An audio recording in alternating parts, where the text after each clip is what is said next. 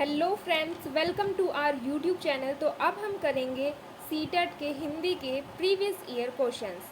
तो चलिए, इसमें सबसे पहले आपको देखने को मिलेगा गद्यांश। तो गद्यांश में आपको करना क्या है, आपको सबसे पहले मैं सजेस्ट करूँगी कि आप पहले एक क्वेश्चन को रीड करें, देन आप पैराग्राफ को रीड करें और उसमें उसके कीवर्ड्स को ढूंढ लें। चलिए एक क्वेश्चन ट्राई करते हैं। सबसे पहला जो क्वेश्चन है वो है, उपहार की सार्थकता किस पर निर्भर करती है। अब आपको कीवर्ड्स कौन से पकड़ने हैं? उपहार की सार्थकता। देखिए, तो आपको ये पहली ही लाइन में देखने को मिल जाएगा कि किसी भी उपहार की सार्थकता तभी है जब वह हृदय से किसी सही व्यक्ति को सही समय और सही जगह पर दिया जाए। तो देखते हैं कि कौन से ऑप्शन में देखने को मिलता है। तो ये देखिए, ये आपको सबसे पहले ऑप्शन में देखने को मिल गया कि जब उपहार दिल से सही समय पर सही व्यक्ति को दिया जाए तभी उस उपहार की सार्थकता होती है। तो चलिए मूव करते हैं नेक्स्ट क्वेश्चन की ओर। अगला क्वेश्चन है, जीवन में कर्म किससे प्रेरित होने चाहिए। तो आप अब ढूंढेंगे इसके कीवर्ड्स। जीवन में कर्म,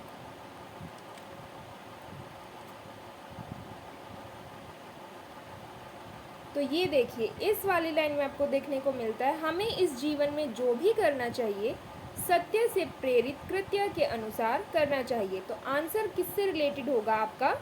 सत्य से रिलेटेड हो जाएगा। देखते हैं कौन से ऑप्शन में है। तो ये आपका है सेकंड ऑप्शन में। अगला क्वेश्चन देखते हैं, समय को सम्मान देने से क्या तात्पर्य है। तो ये तो आप वैसे भी पढ़ के कर सकते हैं। समय के आगे विवश हो जाना, ये तो नेगेटिव पॉइंट है। दूसरा, उससे अगला है समय का दुरुपयोग करना, ये तो बिल्कुल गलत है। और समय को व्यर्थ गंवाना, तो ये भी गलत है। इसीलिए तो कहा जाता है कि जो लोग समय की कद्र नहीं करते हैं, फिर समय एक टाइम पर उनकी कद्र नहीं करता है। तो आप अपने समय का क्या करेंगे? सदुपयोग करेंगे। अगला क्वेश्चन है, ऐसा कोई नहीं जिसने इस संसार में अच्छा किया हो और उसका अंत बुरा हो। तो इस वाक्य का अर्थ यहाँ पर क्या निकलता है कि अच्छे कार्य का फल हमेशा ही अच्छा होता है। अगर आप कोई अच्छा काम करते हैं तो डेफिनेटली उसका फल भी आपको अच्छा ही प्राप्त होगा। उसके बाद आपसे ग्रामर से एक क्वेश्चन पूछा गया है कि धर्म शब्द में इक प्रत्यय लगाने पर क्या बनेगा। तो ये बन जाएगा आपका धार्मिक। तो देखिए, धार्मिक नहीं बनता, पहला ऑप्शन वैसे ही रॉन्ग हो गया, धर्मिक। अब इक क्या है? इक में छोटे ई की मात्रा है, तो इसमें तो बड़े ई की हो गई थर्ड ऑप्शन में, तो ये वैसे गलत हो गया। और इसी तरह फोर्थ में भी बड़े ई की मात्रा है, तो आपका सेकंड ऑप्शन यहाँ पर बिल्कुल सही है। अब बात करते हैं अगले क्वेश्चन की, जिसमें आपसे पूछा गया है कि किस प्रकार के कर्म हमें आनंद की अनुभूति देते हैं। तो जिनसे समाज के हित सधते हों, जिनमें कम ऊर्जा लगती हो, तो कम ऊर्जा लगती है तो वो तो हमारा स्वार्थ हो गया, तो ये ऑप्शन तो बिल्कुल नहीं हो सकता। जिनसे आधिकारिक लोग जुड़ते हों, जिनसे स्वयं का हित पूरा होता हो, तो आनंद की अनुभूति हमें वही कर्म देंगे जिससे हम समाज का कोई भला कर पाते हैं, समाज का हित जिससे सधता है। अगला क्वेश्चन है,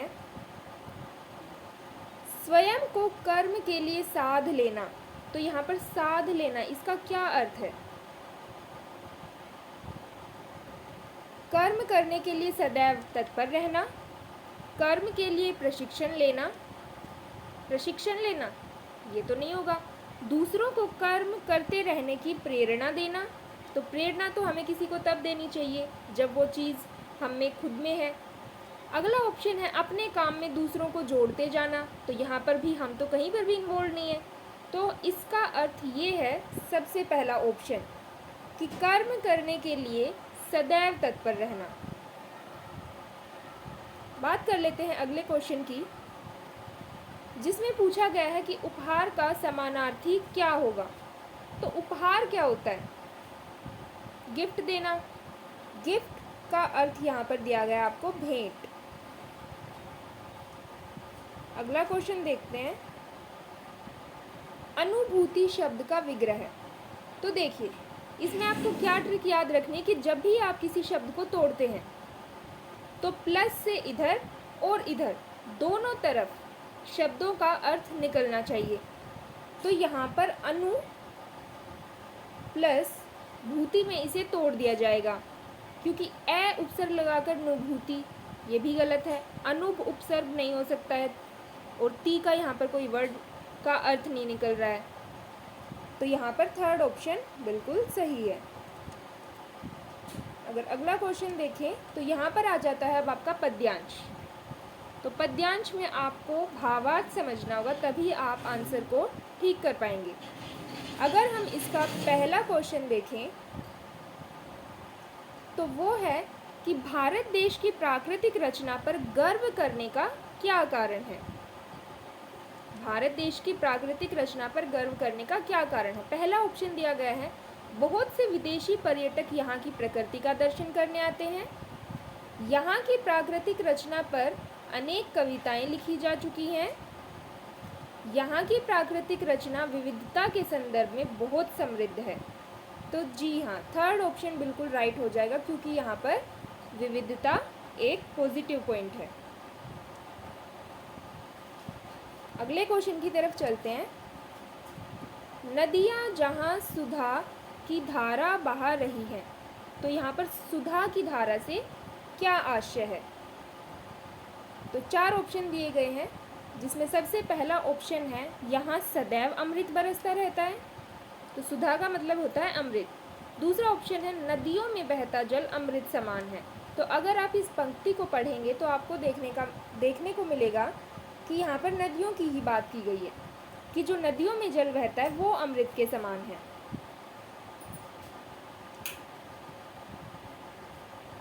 अगला क्वेश्चन है, काव्यांश की कौन सी पंक्ति का भाव है कि यहाँ तरह तरह के सुगंधित फूल सदैव खिले रहते हैं? सींचा हुआ सलोना, जिसके अनंत धन से धरती भरी पड़ी है। 40 कोटि भाई सेवक सपूत जिसके सुगंध। तो देखिए, इस सुगंध वर्ड से ही आप पकड़ लेंगे कि फूलों की बात इसी वाली पंक्ति में की गई है। अब चलते हैं अगले क्वेश्चन की तरफ, जिसके अनंत धन से धरती भरी पड़ी है, इस पंक्ति का क्या भाव है?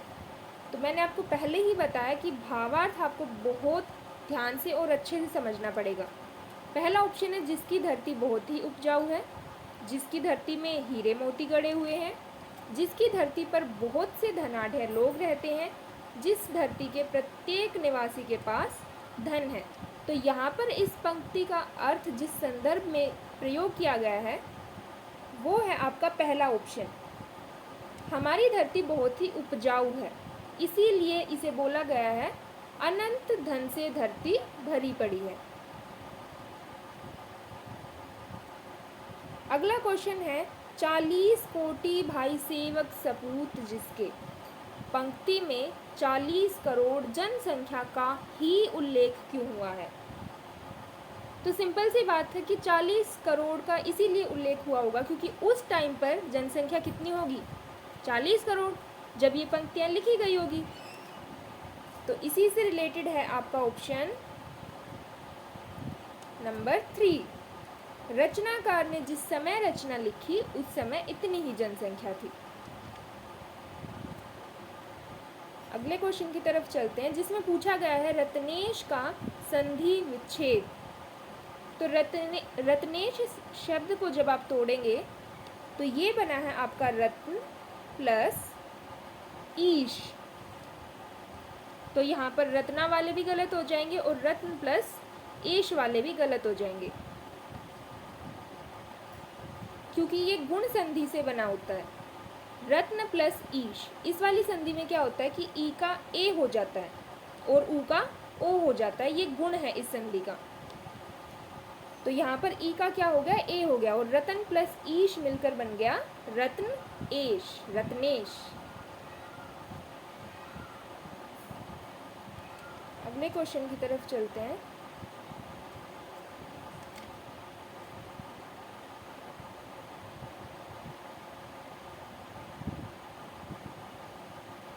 अब आ जाते हैं आपके पेडागोजी के क्वेश्चन यहाँ से। सबसे पहला क्वेश्चन है आपका, आपने अभी हाल ही में एक नए शब्द का प्रयोग किया। आपका एक शिक्षार्थी उसे सुनकर अपने एक वाक्य में उस शब्द का प्रयोग करता है। आप उसकी प्रशंसा करते हैं कि उसने संदर्भ में शब्द का प्रयोग किया। यह भाषा अर्जन युक्ति सर्वाधिक रूप से डैश का निरूपण करती है। तो इसमें बात करी गई है प्रशंसा की, और प्रशंसा की थ्योरी किसने दी है? ये दी है आपके B.F. स्किनर ने। ठीक है, B.F. स्किनर ने, ऑपरेंट कंडीशनिंग की थ्योरी। तो हमें ऐसे क्वेश्चन के आंसर हमेशा थ्योरी के अकॉर्डिंग ही देने हैं। तो B.F. स्किनर ही बात करते हैं बच्चों की प्रशंसा करने की, उन्हें मोटिवेट करने की। अब है आपका अगला क्वेश्चन, लिखना सिखाने के लिए नीचे दिए गए चरणों को विशिष्ट शिक्षा शास्त्रीय क्रम के प्रस्तुतिकरण हेतु क्रम से लगाइए। तो पहला ऑप्शन है शिक्षार्थियों से 1, 4, A, L अक्षर एवं अंक लिखने के लिए कहें। दूसरा ऑप्शन है 0, 8, B, Q अक्षर एवं अंक लिखने के लिए कहें। और तीसरा ऑप्शन है शिक्षार्थियों को सस्वर पठन करने और कोई भी अक्षर या अंक लिखने के लिए कहें। तो कोई भी अक्षर तो आप तभी लिखने के लिए कह पाएंगे जब वो पहले वाले अक्षर लिख पाएगा। तो ये क्रम ऑलरेडी बिल्कुल सही है। सबसे पहले आ जाएगी पंक्ति नंबर 1, उसके बाद आ जाएगी 2 और उसके बाद 3। तो ये क्रम आपको कहाँ पर दिखाई दे रहा है? ऑप्शन नंबर सी में 1, 2, 3। अब बात कर लेते हैं अगले क्वेश्चन की। शब्द दीवार शब्दों का समूह है जिसे कक्षा कक्ष की दीवारों पर बड़े आकार के अक्षरों में लिखा अथवा पेंट किया जाता है कि वह साफ साफ नजर आ सके।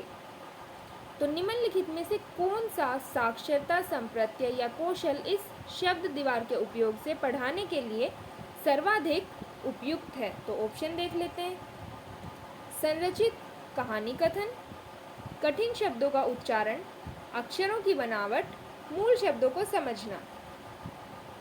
तो इसका सही जवाब हो जाएगा मूल शब्दों को समझना, क्योंकि कोई भी संप्रत्यय या कौशल कब आएगा? जब वो उसके मूल अर्थ को, उन शब्दों को समझ पाएगा। उच्चारण, बनावट, कहानी कथन, ये तो सारी बाद की बातें हो जाती हैं। अगला प्रश्न है,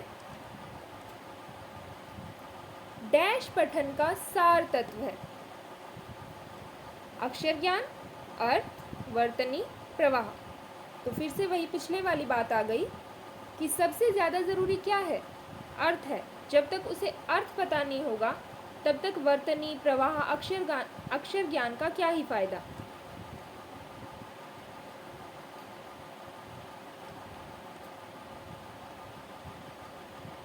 अगला प्रश्न है, सुश्री ग्रेस अपने शिक्षार्थियों को पॉडकास्ट सुनने, कहानी को आरेख के रूप में प्रस्तुत करने के लिए कहती है। तो इससे उनमें क्या डेवलप होगा? तो जाहिर सी बात है कि अगर वो उसे आरेख में प्रस्तुत करेंगे तो वहाँ पर वो क्या लगाएंगे? अपनी थिंकिंग लगाएंगे, अपनी कल्पना शक्ति लगाएंगे। तो कल्पना शक्ति यहाँ पर बिल्कुल सही जवाब है। अगला प्रश्न है, निम्नलिखित में से कौन सा शिक्षार्थियों को संक्षेपण के शिक्षण में सर्वाधिक उपयुक्त है? तो संक्षेप बोला गया है, बहुत विस्तार से नहीं, संक्षेप में। तो इस कहानी का शीर्षक क्या होगा? इस कहानी का कोई अन्य अंश सोचिए। लेखक ने कुत्ते के पात्र को किस प्रकार चित्रित किया है? दी गई तस्वीर के आधार पर अनुमान लगाइए कि कहानी में क्या हो रहा है। तो अगर आप आखिरी के 3 ऑप्शंस को देखेंगे तो तीनों में विस्तार की ज़रूरत होगी, अधिक समय लगेगा। लेकिन शीर्षक इसको आप संक्षेप में बता सकते हैं। तो ऑप्शन 1 बिल्कुल सही है यहाँ पर। अगला प्रश्न है, कविता पढ़ने के उपरांत निम्नलिखित में से कौन सा प्रश्न शिक्षार्थियों द्वारा अनुमान लगाने को सर्वाधिक रूप से शामिल करता है? इनमें से ऐसा कौन सा क्वेश्चन है जिसमें बच्चे अनुमान लगा पाएंगे? पहला ऑप्शन यहाँ पर बिल्कुल सही है। क्या कवि द्वारा कविता का दिया गया शीर्षक संगत है? तो यहाँ पर सब अपनी अपनी थिंकिंग लगाएंगे। कोई अनुमान लगाएगा कि हाँ ये शीर्षक बिल्कुल सही है, कोई अनुमान लगाएगा कि नहीं इसका तो ये भी शीर्षक हो सकता था। अगला प्रश्न है, निम्नलिखित में से कौन सा लेखन अभ्यास शिक्षक द्वारा आधार प्रदान करने का एक अच्छा उदाहरण है? तो आधार प्रदान करना, तो सबसे पहले आप क्या करेंगे? सबसे पहले आप उन्हें स्कैफोल्डिंग देंगे। मैंने बताया ना, आपको आंसर करना है थ्योरीज के अकॉर्डिंग, तो आपका ऑप्शन बिल्कुल सही जाएगा। तो अगर आप स्कैफोल्डिंग देंगे तो वो ऑप्शन किस में है? शिक्षार्थियों को उनके वाक्य या विचार का प्रारंभ करने के लिए शुरुआती वाक्य उपलब्ध कराना। तो यहाँ पर आपने क्या कर दिया? क्लूज यानी कि स्कैफोल्डिंग। अगला प्रश्न है, निम्नलिखित में से कौन सा शिक्षार्थियों को प्रसर्ग प्रकरण पर आगमन विधि से पढ़ाने के उपागम का अनुगमन करता है? तो आगमन विधि क्या होती है? जिसमें आ जाते हैं आपके सबसे पहले आता है उदाहरण, और उदाहरण से आप ले जाते हैं परिभाषा की ओर। तो ऐसा कौन सा ऑप्शन है? तो आप देखेंगे कि सेकंड ऑप्शन बिल्कुल सही है।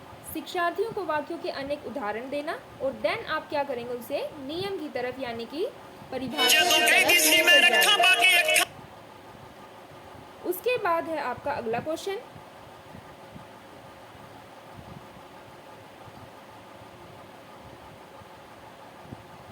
एक रणनीति के रूप में आप बहुभाषिकता से क्या समझते हैं? तो बहु, तो यहाँ पर बहु शब्द का अर्थ क्या है? एक से ज़्यादा। ऐसा ऑप्शन कौन सा है? विद्यालय में अनेक भाषाएं पढ़ाना। आपको बता दूं कि एनईपी ने भी किस पर जोर दिया है? बहुभाषिकता पर ही जोर दिया है। अगला प्रश्न है, काल के भेदों को सीखने पर आधारित पाठ का आकलन करने के लिए निम्नलिखित में से कौन सा उपयुक्त आकलन प्रश्न है? तो आपको जानना है कि बच्चे को काल के भेद आते हैं या नहीं। अब आप इस प्रश्न को किस तरीके से पूछ सकते हैं? वह कल बहुत तेज, अब आगे क्या है? आगे आपको खाली स्थान देखने को मिलेगा, तो आप प्रश्न भी कुछ इसी तरीके से पूछेंगे। तो फोर्थ ऑप्शन यहाँ पर बिल्कुल सही है, सामान्य वर्तमान काल के रिक्त स्थान की पूर्ति कीजिए।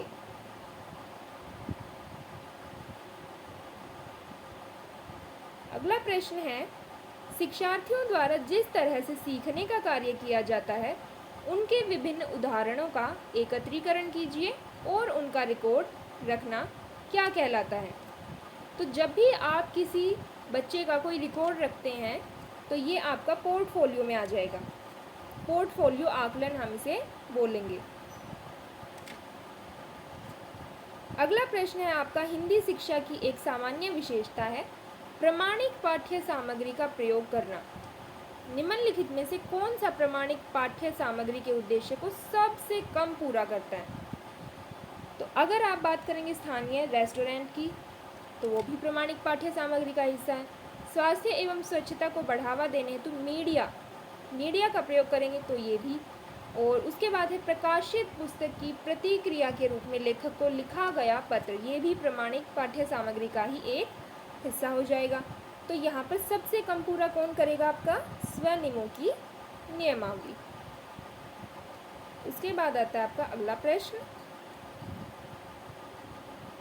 एक्स एक ऑनलाइन उपकरण है जो नए शब्दों, उनके अर्थ, उच्चारण और वाक्य में प्रयोग का एक समुच्चय उपलब्ध कराता है।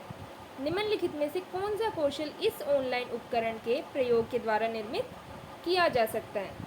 दो भिन्न पाठ्य पुस्तकों में संबंध बनाना, पाठ्य सामग्री पढ़ना और तथ्यात्मक सवालों के जवाब देना, कहानी में घटनाओं के बारे में अनुमान लगाना, दी गई पाठ्य सामग्री को प्रभावपूर्ण पढ़ना। तो फोर्थ ऑप्शन यहाँ पर बिल्कुल सही हो जाएगा, क्योंकि ये एक ऑनलाइन उपकरण है तो पाठ्य पुस्तक से इसका कोई संबंध नहीं हो सकता। इसमें अनुमान भी बच्चा नहीं लगा पाएगा और तथ्यात्मक सवालों के जवाब भी वो नहीं दे पाएगा, लेकिन रीडिंग कर पाएगा वो।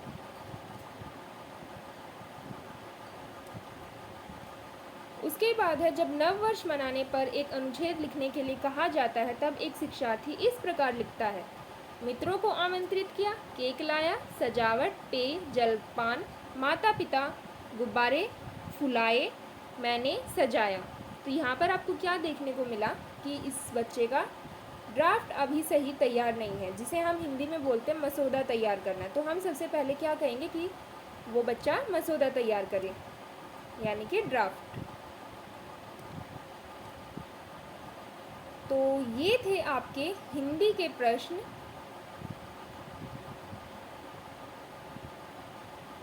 इसी तरह हम बाकी के सब्जेक्ट्स के भी प्रीवियस ईयर क्वेश्चंस कवर कर लेंगे। और तब तक के लिए स्वस्थ रहिए, खुश रहिए और मस्त रहिए, और चैनल को सब्सक्राइब करना बिल्कुल भी मत भूलिए। Thank you. मिलते हैं नेक्स्ट वीडियो में।